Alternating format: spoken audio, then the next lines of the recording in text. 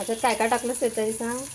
काय नाही, कांदा टमाटा आणि कढीपत्ता आणि साधी मिरची पावडर. बघ दोन्ही बस. हां बस. आणि जास्त हा टाकलीस काय? तर काय? हो माझ्याकडनं जास्त पडलं नाही, बरोबर आहे. आणि हे काय टाकलं? सुका जवळा चांगला वॉश करून धुवून वगैरे. आता तेलामध्ये काय करणार, चांगलं परतणार ना आला.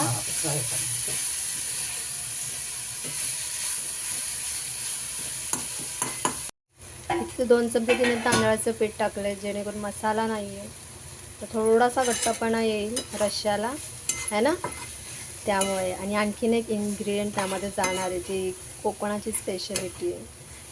आज बनते आई स्पेशल सुका जवळा आणि त्यात काय बिया काजूच्या बिया. या व्लॉगमध्ये आपण सुके काजू कापून घेतले होते, ते असे काढून, कारण त्याला चीक पण असतो, त्यामुळे कुकरमध्ये तिने चांगले 2-3 शिट्या लावून घेतल्यात. आणि हे काजू जाणार आहेत या सुक्या जवळ्यामध्ये.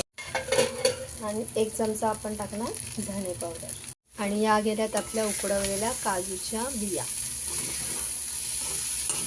आई स्पेशल काजूची भाजी तयार आहे आणि सगळ्यांनी या जेवायला. ही स्पेशल भाजी तुम्हाला आवडली असेल तर लाईक, शेअर आणि सबस्क्राईब नक्कीच करा.